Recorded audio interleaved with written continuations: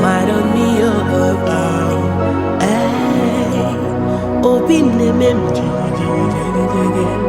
butterflies in my belly, Obina summer. See the way you love me, see the way you care for me.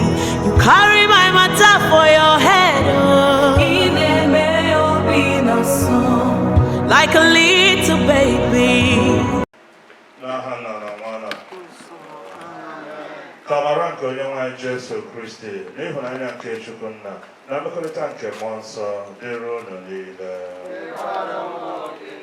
Ane Bakonu Bazanoa, Kaja Jamasa Noa, Bidon the Malcolmos Papanibo, Anthony Ojukwu, Onyamasa Chineke, Eboro, Noga Noa, Ajimisanwa Yochineke, a better number around Johnny Sia, Abuna Wabofoduria, Dika Mado, Dezu Yoke. Chineke jiri aja nke anyị na-achụ na ndị ọzọ niile anyị ga-achụ n'izu a wee gbaghara ya njọ ya anaghịkwasị nkasi obi n'ebe ezinụlọ ya na ndị niile onwe ya metụtara nọ ka Chineke bụrụ anyị ihe niile dị mma Anthony bụrụ anyị oge ọ dị ndụ site na Kristi onye nwe anyị. Ụmụnne m ijikwado nwaanyị nke ọma maka ihe omume ndị a dị nsọ ka anyị kweta na anyị emehiela site n'ikupụta njọ anyị gaa.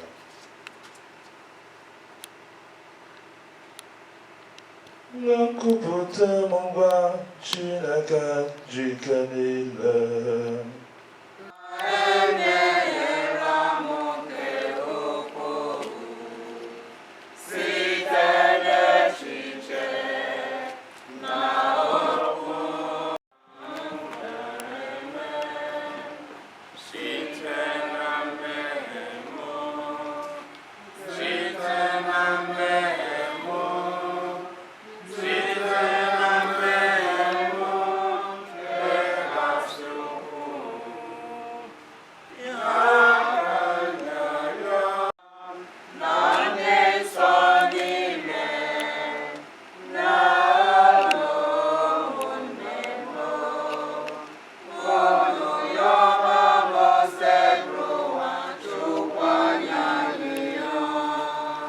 Chineke jike niile mere anyị ebere gbaghara anyị njọ anyị ka ha wee duru anyị na ndụ ebe ebe.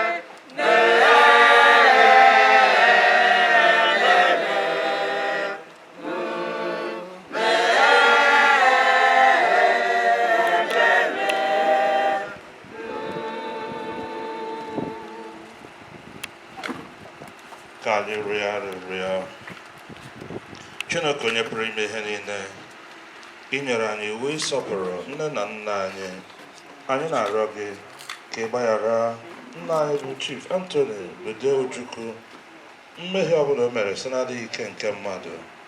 Biko nye ọnọdụ n'etiti ndị nsọ gị ekwela ka ọ mata ụfụ nke ọkụ mmụọ banyere ka akpọbata anyị n'ụlọ nke alaeze gị dị ebighị ebi n'eluigwe site na dịwa na Jesu Kristi nwa gị onye gị na ya dị ndụ na-achị n'ịdịkọ n'otu nke mmụọ nsọ otu Chukwu site n'ụwa tụwa niile. Amen. The first reading, a reading from the prophet Isaiah. On this mountain, the Lord will prepare for all people a banquet of rich food. On this mountain, He will remove the mourning, and he would enwrap all nations. He will destroy death forever. The Lord God will wipe away the tears from every cheek.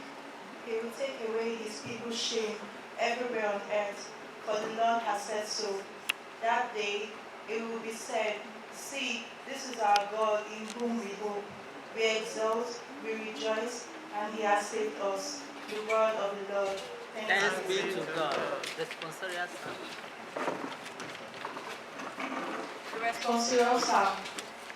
The response is, "The Lord is my shepherd, there is nothing I shall want." The Lord is my shepherd, there is nothing I shall want. The Lord is my shepherd, there is nothing I shall want. There is nothing I shall want.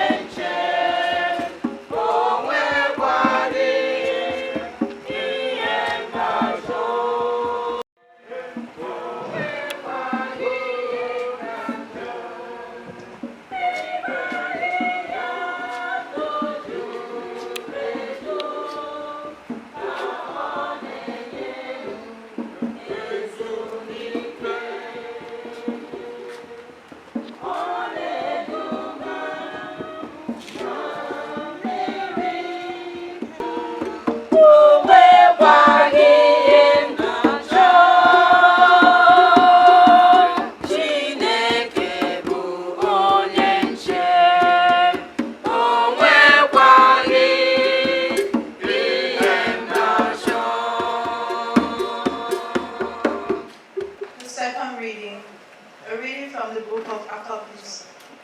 I heard a voice from heaven saying, "Write this, blessed are the dead who died in the Lord henceforth. Blessed indeed, says the Spirit, that they rest from their labors, from their deeds follow them." The word of the Lord. Thanks be to God.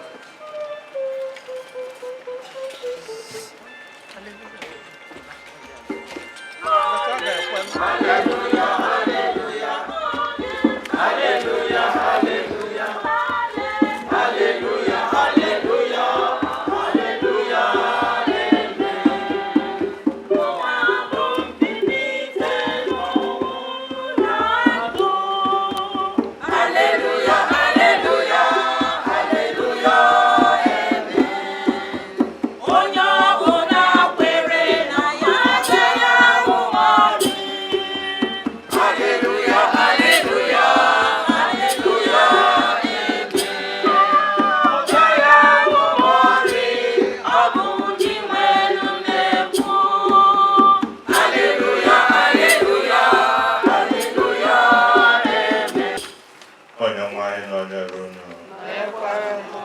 Ihe ọgwụ nke a n'oziọma asọ nke Matiu dere.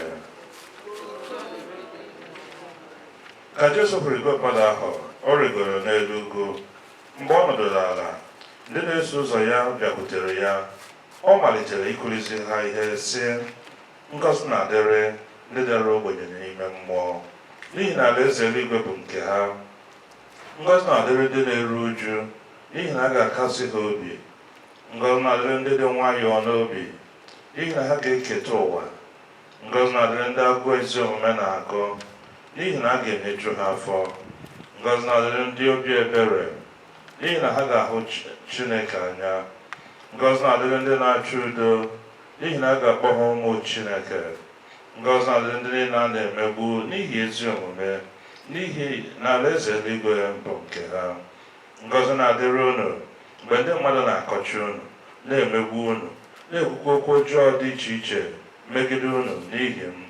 Nụrụ ya na ọṅụ, nwekwa na obi ụtọ, n'ihi na ụgwọ ọrụ unu buru ibu n'eluigwe. Maka na otu a ka ha siri megide ndị amụma buru unu ụzọ bịa. Ozi ọma nke ose bụrụ ụwa.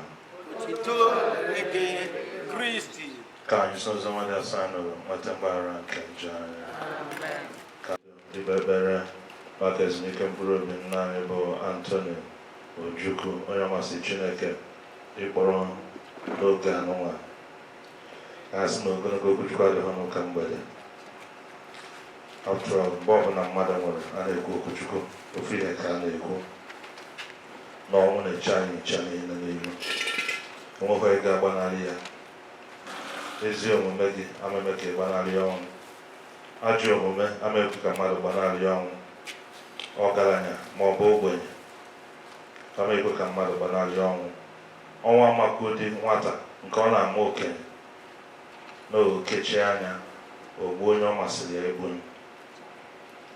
ife na-echetara anyị bụ na ọnwụ na-eche onye ọbụla n'ihu ọ bụghị ka anyị tụba ụjọ ma ọ nwere nkụpụ obi kama na ọ bụ ka anyị kwado ya maka na ije n'igwe niile ga-eche n'ụzọ ọ bụghị ka ọ mapụba anyị obi maka na Jesu enye gị anyị olileanya mgbe Lazarus nwụchara ụmụnne Lazarus si ya ọ bụrụ na ị na-ebe a nwanne anyị aga anwụ Jesu sị ha abụ m mbilite n'ọnwụ na ndụ na onye nwere anwụ kwere na ya ga-adị ndụ mana onye dịkwazị ndụ kwere na ya ama amụ ọnwa ebe onye afọ ga-anwụ ọnwụ nke anụ ahụ ụdị nke Python nwere ụdị Lazarus na onwe ya mechakwara nwụkwa ọzọ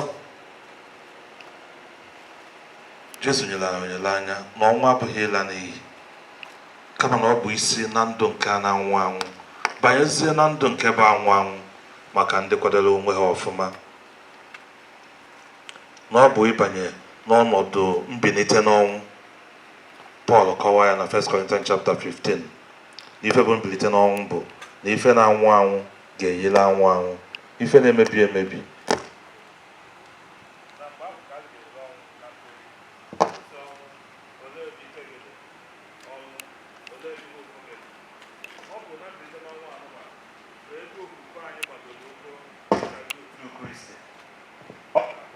anyị ruo uju obere anyị eficha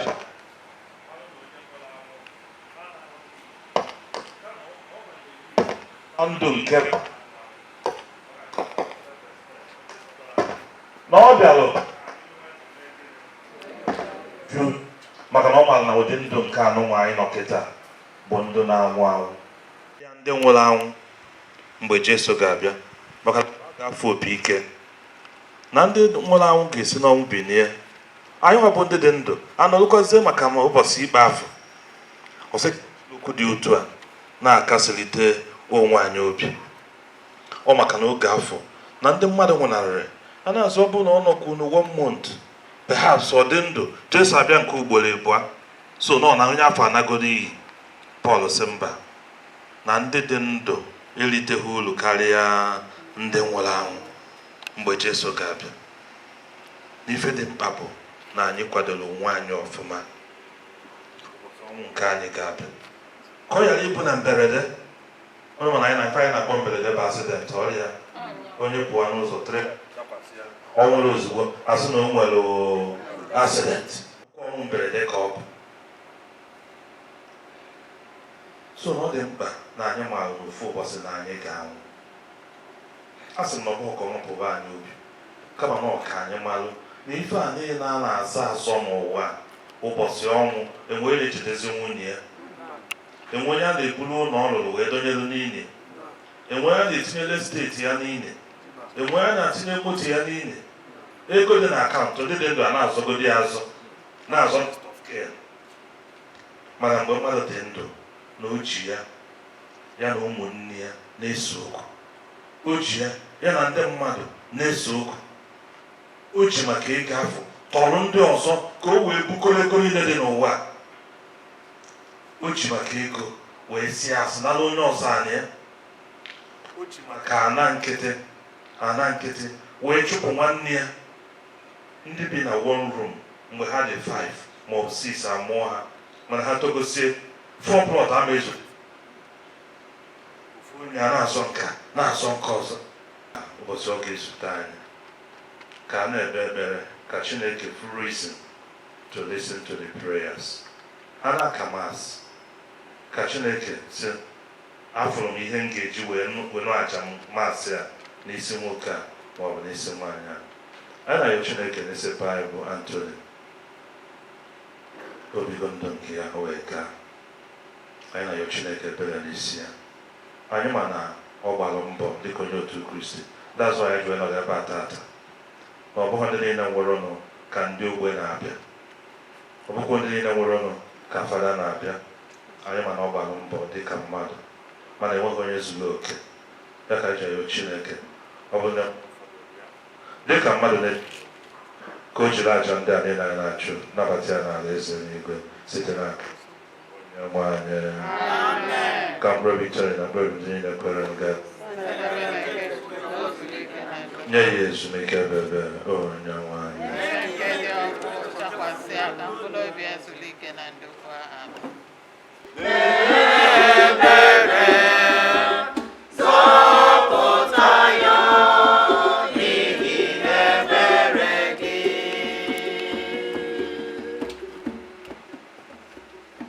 Maka nwanne anyị nwoke na nna anyị bụ Anthony Bude Ojukwu ka o keta oge n'ihe nke mbido n'ọnwụ Kristi babata na ndụ ọhụrụ nke onwe udo na aṅụrị.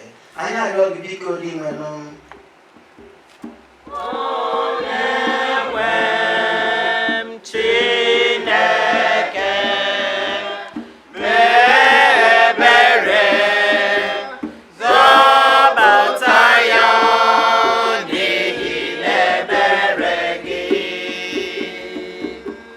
maka ndị nchekwube ha niile kwụsịrị n'ụwa nke a ka ha bịakwere n'oziọma nke nzọpụta ebe gbanwee ndụ ha bịa nwee okwukwe na Kristi onye bụ ụzọ eziokwu na ndụ.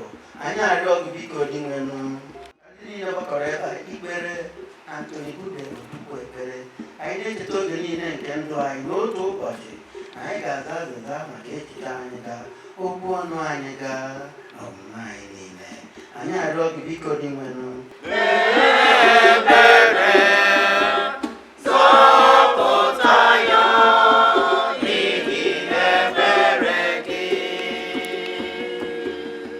ọkachasị nwanne anyị nwoke mma na nna anyị mụ na Jesu Kristi were ebere ya nabata ha na n'ụzọ nke udo n'otito ya ebe ọ ga-abụ iru n'iru. Anyị arịọ gị biko dị nwenụ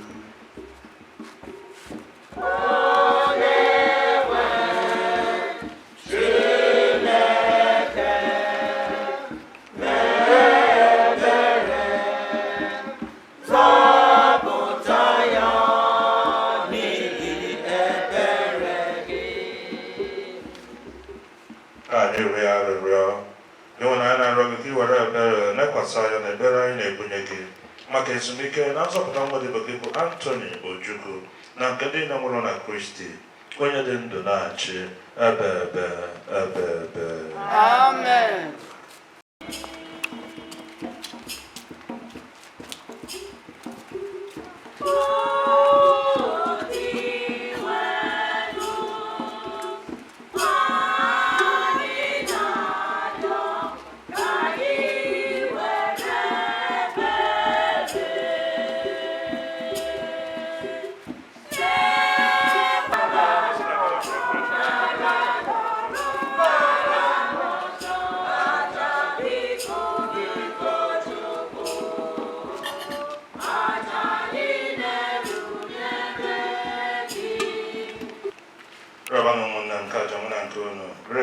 Chukwu na jike niile na nra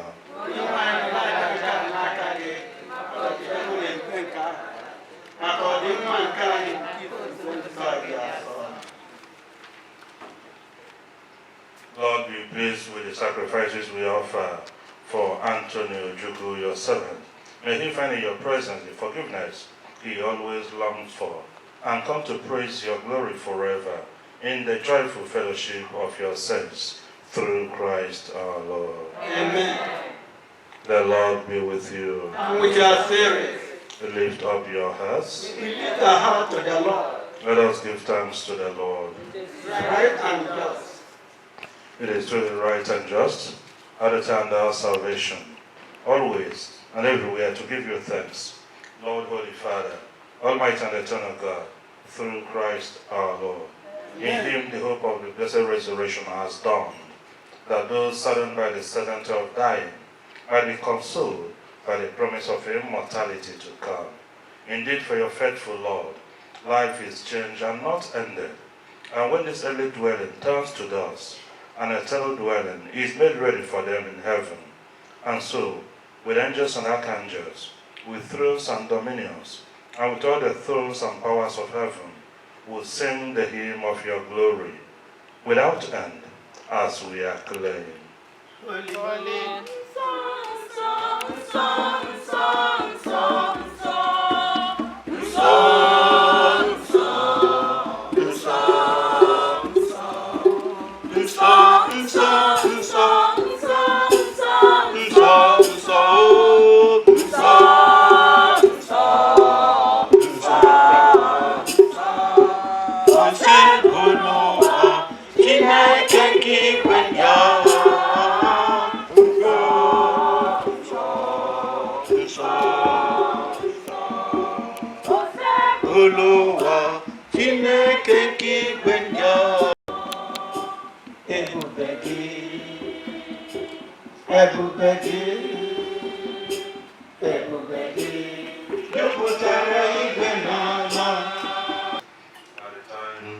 He was betrayed and entered willingly into his passion.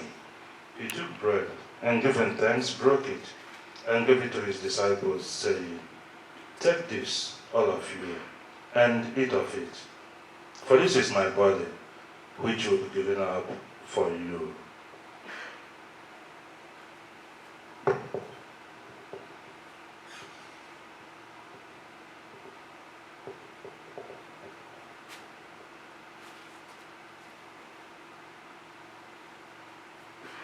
In a similar way, when supper was ended, he took the chalice, and once more giving thanks, he gave it to his disciples, saying, "Take this, all of you, and drink from it, for this is the chalice of my blood, the blood of the new and the eternal covenant, which will be poured out for you and for many, for the forgiveness of sins. Do this in memory of me."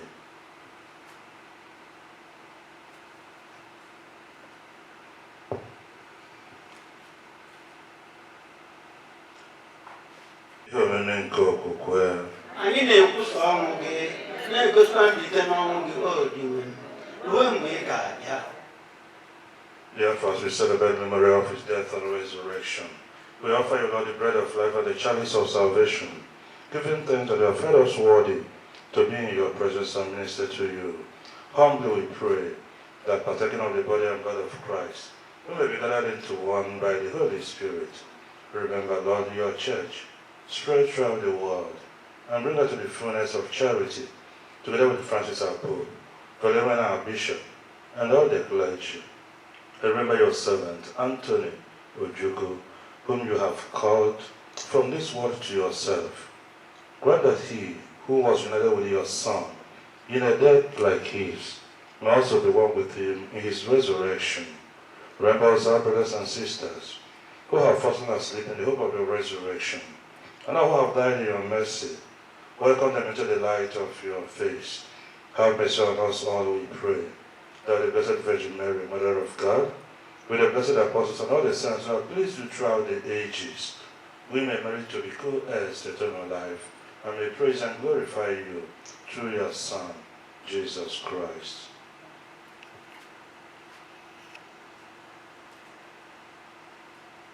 Through him and with him and in him, O God Almighty Father, in the unity of the Holy Spirit, all glory and honor is yours forever and ever. Amen. As it is in heaven, give us this day our daily bread, and forgive us our trespasses, as we forgive those who trespass against us. Let us offer each other the sign of peace.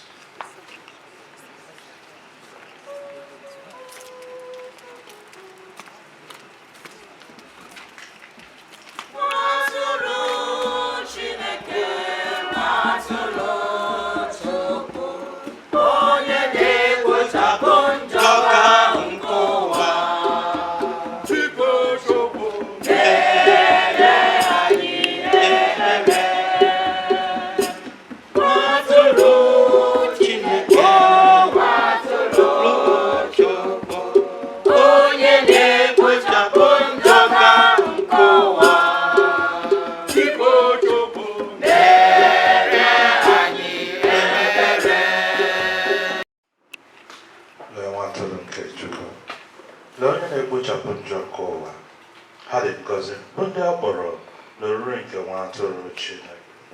Dị nwanụ etosoro nke ịbata n'ụlọ m wee soro okwu a ga-abụọ mkpụrụ obi. Jesu Kristo Baba anyị, wee na ndụ ebighị ebi. Amen.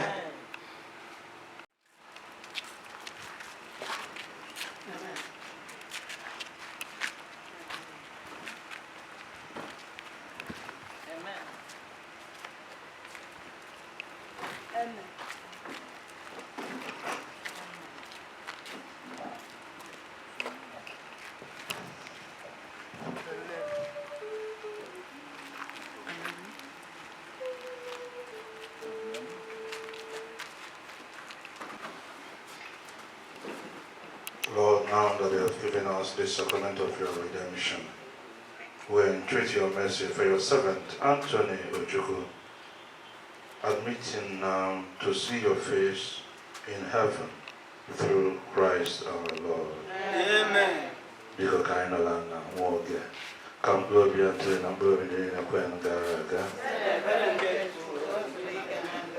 na-enye ezumike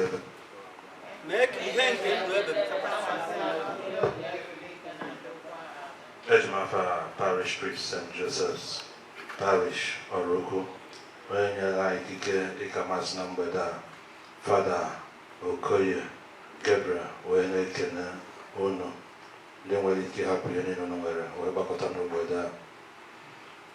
Anyị na-ekene ndị kwaya, na-ekene na-egolu anyị ihe ọgụ na ndị na-ekene katkist. Anyị na-asị na ọ ga-adịrị unu chere na mma, ka Chineke kasie unu obi ndị ezinụlọ, ka Chineke bụrụ unu nna na nwanne. Ihe dị mma Anthony bụrụ unu oge ọ dị ndụ site na Kristi onye nwe anyị. Amen. Kedu ebe a ga-akụ Okechi? Ebe a. Nwanne echi ebe a 10 o'clock. Okay. Maka ndị amabụghị ụwa mara. Ofu n'ezinụlọ ga-abịa kene n'afọ ndị ezinụlọ. On behalf of the family of Chief Anthony Ojukwu, we na-ekele mmadụ niile gbakọrọ ebe a, otu ndị si hapụ ihe niile na-eme wee nọnyere anyị na this Vigil mass anyị ji akwadobe onyinye ozu na akwamozu nna anyị, wee na-asị ka unu soro ebe nọnyere anyị n'ụbọchị nke taa. Chineke ga-esi ụtọ abụnara ezinụlọ n'otu n'aha Jizọs. Ka mkpụrụ obi Chief Akubudenze Ojukwu na mkpụrụ obi niile kwere ekwe gara aga. Afa m bụ Michael Nwobodo, na-arụ na Nkano, na-arụ na Teza na Nkano, mana ana m alụ ọrụ fada na St. Jerome Parish Obosi, St. Jerome Parish Obosi, mana ebe m nọrọ wee nọte aka o wee tọọ m ụtọ karịa bụ St. Dominic Agbaja Abatete. Ndị Agbaja na-ebe ọkụ ya, Agbaja dị ụtọ. So, unu amalụgo m kịta ndịkwa ya ọkụ ya. Ọ ya Mike Nwobodo, onye nwaanyị nọ n'ere ụlọ. Ka Chukwu jikere na-egozie ma chekwaba unu, Nna na Nwa na Mmụọ Nsọ. Amen. Misa bụsigo lawanụ n'udo.